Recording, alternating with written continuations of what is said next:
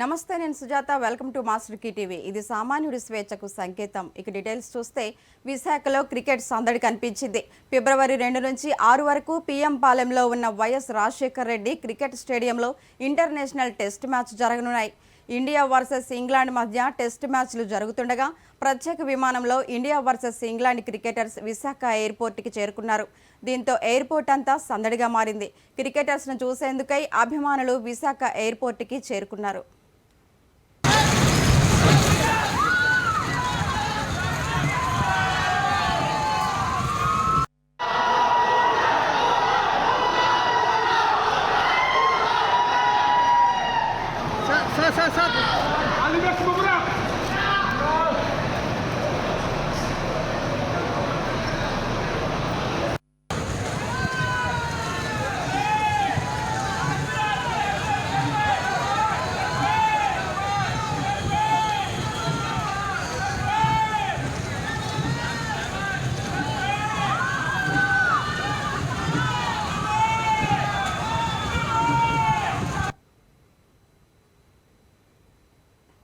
విజయనగరం జిల్లా గణపతి నగరంలో అట్టహాసంగా ఆడుదామాంధ్ర క్రీడా పోటీలు ముగిశాయి.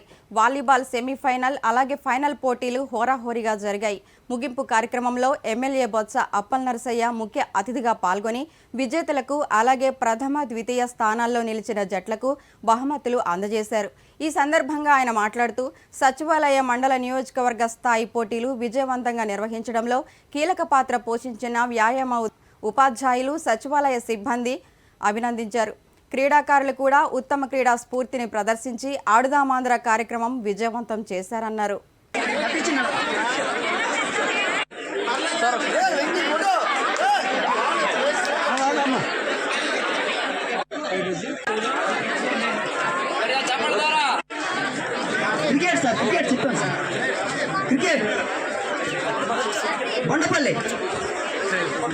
Bondapalli second place. మా బొండపల్లి టీం రండమ్మా. సత్యం ఎవరు వెళ్ళిపోతుందని చెప్పు బాబు. క్రీడాకారులందరూ వెళ్ళొద్దు. మా నియోజకవర్గంలో ఉన్నటువంటి క్రీడాకారులు అందరం కలిపి కూర్చొని మన ఎమ్మెల్యే సార్తో ఫోటో తీసుకుంటూ వెళ్దాం.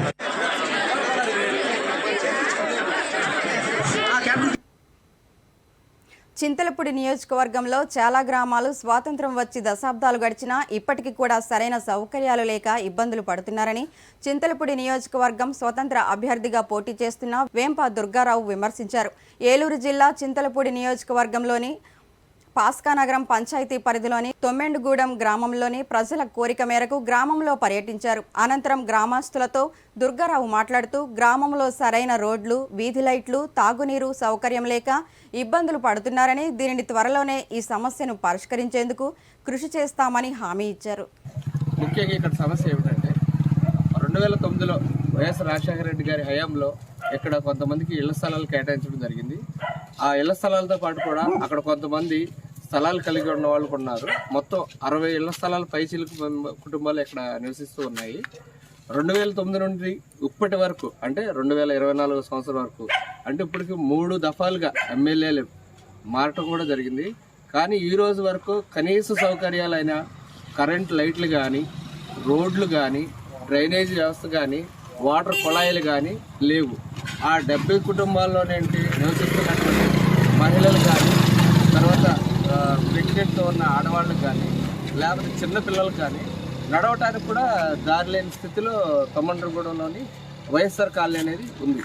సో ఈ వైఎస్ఆర్ కాలనీలో మనం ఇప్పటికైనా నియోజకవర్గంలో అభివృద్ధి చెందాలంటే, ఇట్లాంటి చిన్న చిన్న గ్రామాలని అభివృద్ధి చేయాలి అంటే ముందుగా వాళ్ళకు కావాల్సిన మినిమం సౌకర్యం రోడ్లు, లైట్లు మరియు నీళ్ళ సదుపాయం ఇవి ఏర్పాటు చేయాలని నేను ఇక్కడ రావడం జరిగింది. మరియు ఇక్కడ ఈ తొమ్మటగూడెంలోని ఈ 60 ఏళ్లకు అంటే వైఎస్ఆర్ కాలనీలోకి వెళ్ళటానికి దారి సమస్యగా ఉంది. ఆ దారి సమస్య కోసం ఇక్కడ కొంతమంది స్థలదాతలు కూడా అడగగా వాళ్ళు కూడా స్థలాన్ని ఇవ్వటానికి సహకరించారు. కానీ కొన్ని రాజకీయ కారణాల వల్ల వాళ్ళకే ఆ దారిలోకి వెళ్ళటానికి ఇబ్బంది అయ్యి కొన్ని రాజకీయ సమీకరణ వల్ల వైఎస్ఆర్ కాలనీకి దారి వెళ్ళటానికి కూడా ఈరోజు లేకుండా పోయింది. దానివల్ల ఇక్కడ నివసిస్తున్నటువంటి కుటుంబాల్లోని పెద్దలు వీళ్ళ కుటుంబంలో చదువుకున్న పిల్లలు, తర్వాత మహిళలు కూడా ఎంతో ఇబ్బందికి గురవుతున్నారు. వాళ్ళు ఇల్లు కట్టుకోవడానికి కూడా సహకరించడానికి దారి లేకపోవడం వల్ల ఇల్లు సహాయంలోనే ఆఫ్ చేశారు. అదేవిధంగా దీని ద్వారా వాళ్ళకి గవర్నమెంట్ నుంచి వచ్చే డబ్బులు కూడా పడక అన్ని రకాలుగా ఇబ్బంది పడుతున్నారు. కావున దీని సమస్య పరిష్కారం ఎలాగంటే, ముందుగా ఇక్కడున్న రెవెన్యూ వారికి మరియు ఎలక్ట్రికల్ డిపార్ట్మెంట్ వారికి నేను వేడుకొని చెప్తున్నది ఏంటంటే, ఇక్కడున్న ప్రజల సంస్కారాన్ని త్వరితగతిన మీరు ఒకసారి ఇక్కడికి విజిట్ చేసి దాన్ని ఏ విధంగా సరిదిద్దాలనే దాన్ని మీరు మాకు సహకరించాలని, మీరు చేయని పక్షంలో మేము కలెక్టర్ గారి దగ్గర. అన్నమయ్య జిల్లా రాయచోటిలో 4వ విడత వైఎస్ఆర్ ఆసరా సంబరాలు ప్రారంభమయ్యాయి. ఎమ్మెల్యే శ్రీకాంత్ రెడ్డి ముఖ్య అతిథిగా హాజరయ్యారు. స్థానిక ప్రజా ప్రతినిధులతో కలిసి జ్యోతి ప్రజ్వలం చేసి ఎమ్మెల్యే ప్రారంభించారు. ముఖ్యమంత్రి సీఎం జగన్కు కృతజ్ఞతలు చెబుతూ డ్వాక్రా సంఘాల మహిళలకు పీఎం చిత్రపటానికి పాలాభిషేకం చేశారు. మున్సిపల్ పరిధిలోని 745 సంఘాలకు 5.36 కోట్లు, మండల పరిధిలోని 424 సంఘాలకు 3.14 కోట్లు మెగా చెక్కును ఎమ్మెల్యే లబ్ధిదారులకు పంపిణీ చేశారు. రాయచోటి పట్టణ గ్రామీణ పరిధిలో ప్రజా ప్రతినిధులు పాల్గొన్నారు. ఈ సందర్భంగా ఎమ్మెల్యే మాట్లాడుతూ జగన్మోహన్ రెడ్డికి ఉన్న ప్రజాదరణ చూసి టీడీపీ కొత్త రకం కుట్ర కుతంత్రాలకు దారితీసిందని అన్నారు. వైఎస్ జగన్ వెంటే అని చెప్పి రాయచోటి ప్రజలతో ప్రమాణం చేసి చెప్తున్నా. ఇంకా సిగ్గు లేకుండా వీడియోలు వదులుకోండి, మీ ఇష్టం, నేను ఖండించను. మీకు సిగ్గు లేదు అని చెప్పి తెలుసుకొని వదిలేస్తాం మీ మానానికి మేము. కానీ వాళ్ళు చేసే కుట్రలు ప్రజలు మాత్రం నమ్మకండి. కేవలం వాళ్ళని ఎదుర్కోలేక, వాళ్ళు చేసే మంచి పనులు చెప్పుకోలేక ప్రజాదరణ ఉంది, జగన్మోహన్ గారిని అడ్డుకోలేము అని తెలిసి కొట్ట కుతంత్రాలకు బయట పెట్టారు. నేనంటే జగన్తో గొడవ పడతానంట. వారి సిగ్గులేని ఎదోలారా, ఆయన నాయకుడు, నాకు నా ప్రాణం. జగన్మోహన్ రెడ్డి గారు బయటికి పొమ్మని తోసిన ఆ పార్టీలోనే బతికేటువంటి సైనికులం. ఊపిరి నరనరాన వైఎస్ఆర్ కాంగ్రెస్ అనేటువంటిది జీర్ణించుకుపోయినటువంటి వాళ్ళం. మేమేంద్ర మా నాయకుడితో కొట్లాడేది తిక్కల. కడప జిల్లా బ్రహ్మంగారి మఠం రేకులకుంట పంచాయతీలోని బాగాదాపల్లి, చీకటివారిపల్లి, ఆరుగొల్లపల్లి గ్రామానికి చెందిన వైకాపా నాయకులు, వారి అనుచర వర్గం మైదుకూరు టీడీపీ ఇన్ఛార్జ్ పుట్టా సుధాకర్ యాదవ్ సమక్షంలో తెలుగుదేశం పార్టీలో చేరారు. వారి పుట్టా సుధాకర్ యాదవ్ పార్టీ కండువా కప్పి ఆహ్వానించారు. ఈ సందర్భంగా పుట్టా సుధాకర్ యాదవ్ మాట్లాడుతూ తమపై నమ్మకంతో పార్టీలో చేరిన వారికి సముచిత స్థానం ఇస్తామని, అందరికీ కలిసికట్టుగా పనిచేసి వచ్చే ఎన్నికల్లో తన గెలుపునకు కృషి చేయాలని ఆయన గ్రామ ప్రజలను కోరారు. ఈ కార్యక్రమంలో మండల అధ్యక్షులు చెన్నుపల్లి సుబ్బారెడ్డి, జనసేన ఇన్ఛార్జ్ పందేటి మల్హోత్రా, రామచంద్ర నాయుడు, మాలేటి సుబ్బారావు, అన్నవరం సుధాకర్ రెడ్డి, పుట్టా ప్రభాకర్ యాదవ్, వివేకానందరెడ్డి, నాగిశెట్టి టీడీపీ నాయకులు భీమానాయుడు, వెంకటరమణ తదితరులు నేతలు, కార్యకర్తలు భారీగా పాల్గొన్నారు. 100 కోట్లు దాచుకుంటాను, 100 కోట్లు దోచుకుంటాడు. దాచుకోవడము దోచుకోవడం రెండు ఒకటే. అదే రకంగా దాన్ని దాచుకోవడం నోట్ ఏం చేశాను, నెక్స్ట్ ఏ గవర్నమెంట్ వచ్చేదని దాని మీద లోన్ కూడా తీసుకున్నారు. 15 ఏళ్ళు ఎవరు వచ్చేసారు కూడా. అంటే ఎంత దుర్మార్గంగా అయినా పరిపాలన చేస్తుందో ప్రజలందరూ గమనించాల్సిందిగా మిమ్మల్ని అందరూ కోరుకుంటున్నా. కరెంటు ఛార్జీలు 9 సార్లు పెంచారు. బస్ ఛార్జీలు విపరీతం పెంచారు. ఇంతకుముందు ఏ ప్రభుత్వం కూడా ఏవైనా పెంచిన తర్వాత ప్రతిపక్షం పోయి ఎందుకే పెంచాలని చెప్పి ధర్నాలు చేస్తుంది.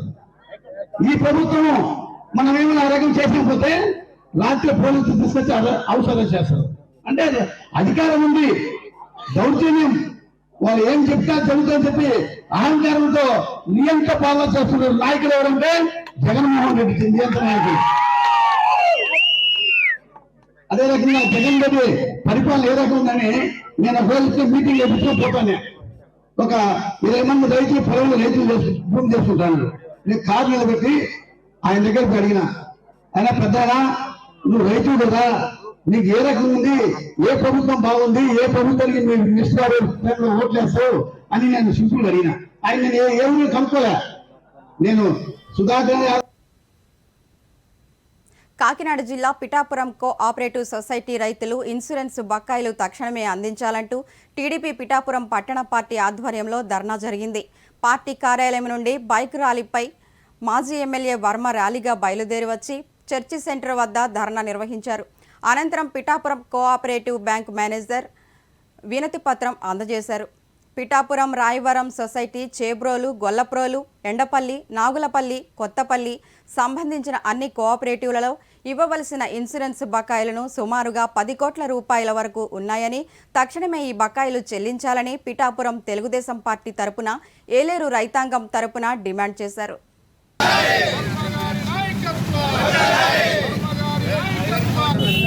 పిఠాపురం నియోజకవర్గంలో ఇన్సూరెన్స్ బకాయిలు రైతులు కోఆపరేటివ్ సొసైటీల్లో ఇటు రాయవరం, చేబ్రోలు, గొల్లప్రోలు, పిఠాపురం, మరి అదేవిధంగా ఎండపిల్లి, నాగులాపిల్లి, కొత్తపిల్లి సంబంధించిన మొత్తం కోఆపరేటివ్ సొసైటీలో రైతులకు ఇవ్వాల్సిన బకాయిలు సుమారు 10 కోట్ల రూపాయల నిధులు ములుగుతూ ఉన్నాయి. తక్షణం రైతులు ఇన్సూరెన్స్ డబ్బులు తక్షణం ఇవ్వాలని చెప్పి తెలుగుదేశం పార్టీ పిఠాపురం నియోజకవర్గ రైతాంగం, ఏలేరు రైతాంగం తరఫున ధర్నా చేస్తూ ఉంది. ఈ ప్రభుత్వం సైకో ముఖ్యమంత్రి పంట నష్ట పరిహారాలు ఇవ్వట్లేదు. ఇటు కోఆపరేటివ్ బ్యాంకులో ఉన్న ఇన్సూరెన్స్ డబ్బులు ఇప్పుడు వరకు ఇవ్వట్లేదు. 2020 నుంచి బకాయిలు ఉన్నాయి. ఇప్పుడు వరకు కూడా ₹1 ఇవ్వట్లేదు. మొత్తం నియోజకవర్గంలో ఉన్న ఈ 10 కోట్లు కూడా కొట్టేయడానికి ఇక్కడ నాయకులు, ప్రజాప్రతినిధులు రంగం సిద్ధం చేశారు. అంచేత ఏలేరు రైతాంగం ఎవరైతే ఉన్నారో, నష్టపోయి ఉన్నారో వాళ్ళందరికీ కూడా తక్షణం ఈ ఇన్సూరెన్స్ డబ్బులు 10 కోట్ల రూపాయలు పిఠాపురం నియోజకవర్గంలో ఉన్న అన్ని సొసైటీలకు సంబంధించి బకాయిలు విడుదల చేయాలని చెప్పి తెలుగుదేశం పార్టీ డిమాండ్ చేస్తూ ఇవాళ పిఠాపురం హెడ్ క్వార్టర్లో సెంట్రల్ బ్యాంక్ ముందు ధర్నా చేయడం జరిగిందని చెప్పి తెలియజేస్తున్నాం. పిఠాపురం నియోజకవర్గంలో స్థానిక సమస్యల పరిష్కారానికి కృషి చేస్తానని ఎమ్మెల్యే వెన్మబొజ్జు పటేల్ అన్నారు. మంచిర్యాల జిల్లా జన్నారం మండలం రేటిగూడ గ్రామ పంచాయతీ కార్యాలయాన్ని ప్రారంభించిన ఎమ్మెల్యే బొజ్జు పటేల్ ప్రజలను ఉద్దేశించి మాట్లాడారు. 20 లక్షల రూపాయల నిధులతో సర్వాంగ సుందరంగా గ్రామ పంచాయతీ కార్యాలయాన్ని నిర్మించిన సర్పంచ్ మల్కా విజయ్ లక్ష్మణ్లను అభినందించారు. స్థానిక సమస్యలపై తనకు స్పష్టమైన అవగాహన ఉందన్నారు.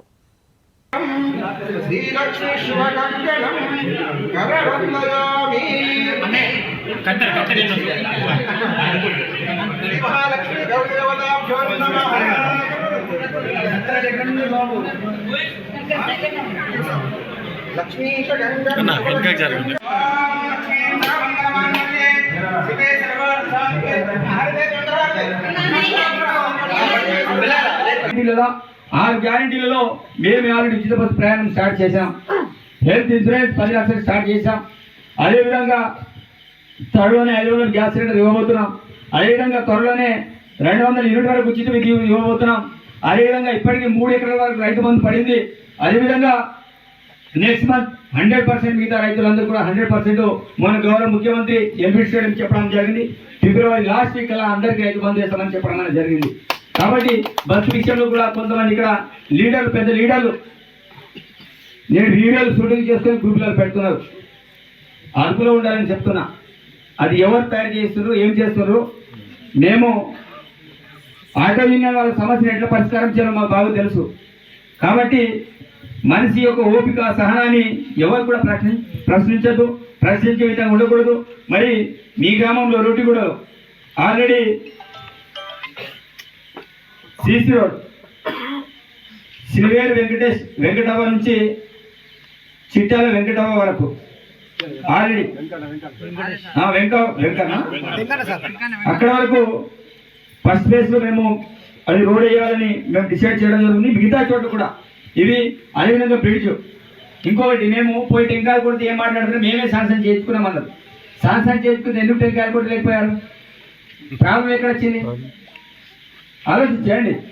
మేమే శాంక్షన్ చేస్తుండే వీడు వచ్చి ఈరోజు టెంకాయ కొడతారు, ఇది చేస్తారని. సరే, ఇది బిల్డింగ్ శాంక్షన్ చేయించారు, అది ఎవరున్నా తప్పకుండా వాళ్ళు చేయాల్సిందే. తప్పకుండా మీరే శాంక్షన్ చేశారు కావచ్చు గ్రామ పంచాయతీలు. మరి బ్రిడ్జ్ అది ఇంపార్టెంట్ కదా, ఎందుకు టెంకాయలు శాంక్షన్ అయినప్పుడు ఎందుకు టెంకాయలు కొట్టలేకపోయారు? కారణం ఏంటిది అది తెలుసా? ఏమైతే భారత్ ఆర్ట్స్ అకాడమీ వారి ఆధ్వర్యంలో సంక్రాంతి స్వర్ణ నంది పురస్కారాల కార్యక్రమం హైదరాబాద్లోని రవీంద్ర భారతిలో ఘనంగా నిర్వహించారు. ఈ కార్యక్రమాన్ని Bharati arts founder and president Lalitha Rao ఆధ్వర్యంలో ఘనంగా నిర్వహించారు. ఈ సందర్భంగా Shri Guru Vidyalaya dance academy chairman Lakshmi Soujanya మీడియాతో మాట్లాడుతూ తాము తమ సంస్థను 2020లో కేవలం 4 స్టూడెంట్స్తో స్థాపించామని, ఇప్పుడు సుమారుగా 50 మంది పిల్లలకు చక్కని నాట్యాన్ని నేర్పిస్తున్నామని తెలిపారు.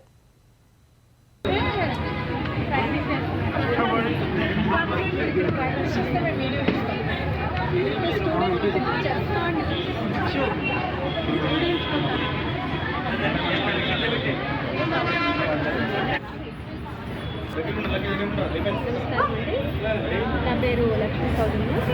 మాది శ్రీ గురు విద్యాలయ డాన్స్ అకాడమీ బోయిన్పల్లిలో స్థాపించడం జరిగింది. 2020లో మా ఇన్స్టిట్యూట్ స్థాపించామండి. కేవలం 4 స్టూడెంట్స్ స్థాపించి ఇప్పుడు 50 మంది దాకా స్టూడెంట్స్ వస్తున్నారు మా దగ్గరికి. అండ్ వరల్డ్ రికార్డ్ ఈవెంట్స్లో కూడా పార్టిసిపేట్ చేశామండి. లాస్ట్ ఇయర్ ఐసీఎంలో వాళ్ళు నిర్వహించినటువంటి వరల్డ్ రికార్డ్ ఈవెంట్స్లో పెర్ఫామ్ చేశారు మా స్టూడెంట్స్ అందరూ. అండ్ మొన్న డిసెంబర్లో వరల్డ్ రికార్డ్ ఈవెంట్లో కూడా ఇన్స్టిట్యూట్ తరఫు నుంచి పార్టిసిపేట్ చేశారు. ఇప్పుడు స్వర్ణనంది పురస్కారాలు అందుకున్నారని భారత్ ఆర్ట్స్ అకాడమీ వాళ్ళు నిర్వహిస్తున్నారు. సంక్రాంతి సంబరాల్లో పాల్గొని స్వర్ణనంది పురస్కారాలు తీసుకున్నారు. చాలా సంతోషంగా ఉంది. పిల్లలందరూ కూడా చక్కగా నేర్చుకోవాలి, మంచిగా డ్యాన్స్ నేర్చుకోవాలి, మంచిగా పెర్ఫామ్ చేయాలి అనేది నా అభిలాష. ఈరోజు పిల్లలు ఇంతలో ఇంతగా ఎదురుగా అని ఒక పాటకి నృత్యాన్ని చేయబోతున్నారు. మా అకాడమీ పేరు శ్రీ గురు విద్యాలయ డాన్స్ అకాడమీ.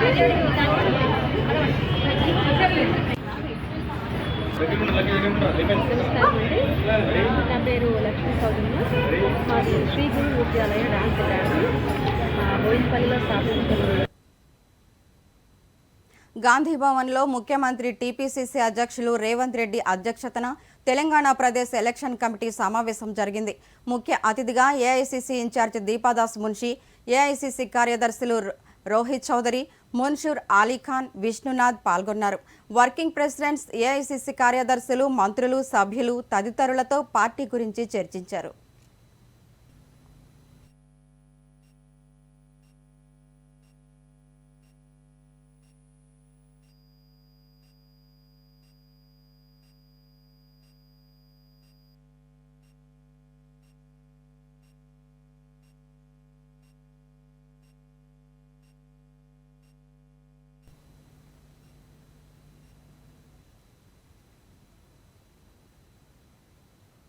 ఖమ్మం జిల్లా ఎంపీగా పోటీ చేస్తానని మాజీ ఎమ్మెల్సీ సీనియర్ నాయకులు పోట్ల నాగేశ్వరరావు అన్నారు. పార్టీ కోసం నిరంతరం కష్టపడే వాళ్లకు కాంగ్రెస్ పార్టీ టికెట్ ఇవ్వాలని ఆయన తెలిపారు.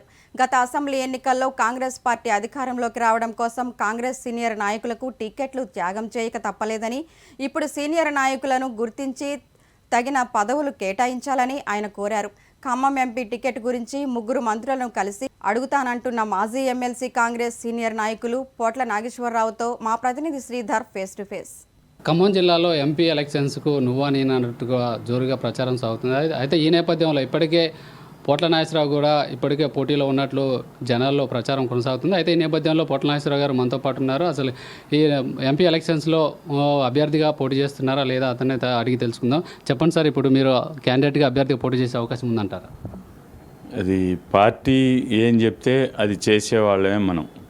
పోయినసారి కూడా నాకు తెలిసి 2019 ఎన్నికల్లో 19 ఎన్నికల్లో అప్పుడు కూడా టికెట్ ఇవ్వలేదు. ఉపేందర్ రెడ్డి గారు సడన్గా వచ్చి అప్పుడు పాలే టికెట్ తీసుకున్నాడు. అయినా మనం ఆయన కోసం పనిచేసాం, ఆయన్ని గెలిపించడానికి ప్రయత్నం చేసాం, అయిపోయింది. తర్వాత మళ్ళీ ఇప్పుడు జరిగినటువంటి 2023 ఎన్నికల్లో కూడా మేము ఎప్పటి నుంచో పని చేసుకుంటూ ఉన్నాం కొత్తగూడెంలోనే. అయినా కూడా పార్టీ మాకు అన్యాయం చేసి సిపిఐకి టికెట్ ఇచ్చింది. అంటే పొత్తులు ఉండాలి కాబట్టి ఇచ్చిందనే భావంతో మేము కూడా దాన్ని సర్దుకుపోయాం. అది సర్దుకుపోవాల్సినటువంటి పరిస్థితి పార్టీ చెప్పింది కాబట్టి విన్నాం. అలాగే మళ్ళీ మొన్న కూడా ఇప్పుడు పార్లమెంట్ ఎన్నికల్లో కూడా టికెట్ అడుగుతున్నాం. అది పోటీలో చాలామంది ఉంటారు, టికెట్లు చాలామంది అడుగుతారు. ఎందుకంటే పాజిటివ్గా ఉంది, ప్యాసివ్గా ఉంది కాబట్టి ఎన్నికలకి రిజల్ట్ అనుకూలంగా వచ్చేటటువంటి పరిస్థితి ఉంది కాబట్టి ఎక్కువ మంది క్లెయిమ్ చేస్తున్నారు టికెట్ని. అంటే గతంలో నేను పోటీ చేశాను, ఇప్పుడు కూడా నాకు వచ్చే అవకాశం ఉందని రేణుకా చౌదరి గారు అంటున్నారు. అదేవిధంగా ఇప్పుడు చూసుకున్నట్టయితే 3 మంత్రులు కూడా మాకు సంబంధించిన వాళ్ళకు టికెట్ ఇవ్వాలని కొంత ప్రచారం కొనసాగుతుంది. అయితే ఈ నేపథ్యంలో ఇప్పుడు మీకు ఎలా వచ్చే అవకాశం ఉందంటారు? నాకు వచ్చే అవకాశం ఉందని నేను అంటలేదు, నేను అడుగుతున్నాను. నాకు వచ్చే అవకాశం ఉందని నేను చెప్పట్లేదు. అది ఎవరి ప్రయత్నం వాళ్ళు చేస్తున్నారు. ఇప్పుడు మీరు చెప్పినట్టుగా చాలామంది మంత్రి స్థాయిలో ఉన్న వాళ్ళందరూ కూడా వాళ్ళు టికెట్లు క్లెయిమ్ చేస్తున్నారు. వాళ్ళు తీసుకున్నా కూడా మాకు వచ్చే ఇబ్బంది ఏం లేదు. పార్టీని గెలిపించుకోవటం మాకు కావాల్సింది. ఎవరికి టికెట్ వచ్చినా కూడా పార్టీ కోసం పనిచేయడానికి సిద్ధంగా ఉన్నాం. అది పార్టీ అర్థం చేసుకుంటే, పార్టీలో పనిచేసేవాళ్ళు ఎక్కువ కాలం నుంచి పార్టీలో ఉన్నాం కాబట్టి వాళ్ళని పార్టీ ఆదరించాలనేటటువంటి భావన నాయకత్వంలో ఉన్నటువంటి పెద్ద మనుషులకు కలగాలి తప్ప మేము కోరుకుంటే వచ్చేది, లేకపోతే మేమేదో డిమాండ్ చేస్తే వచ్చేది కాదు. ఇది పార్టీ ఆలోచించి చేయాల్సినటువంటి అంశం. అంటే హైకమాండ్కి ఇప్పటికే మీకు ఎన్నో పరిచయాలు ఉన్నాయి, హైకమాండ్ దృష్టికి ఏమన్నా మీరు వెళ్ళారంటారు? అంటే హైకమాండ్ అంటే నేను పార్టీ పరంగా బట్టి గారితో కలిసి పనిచేస్తున్నాం.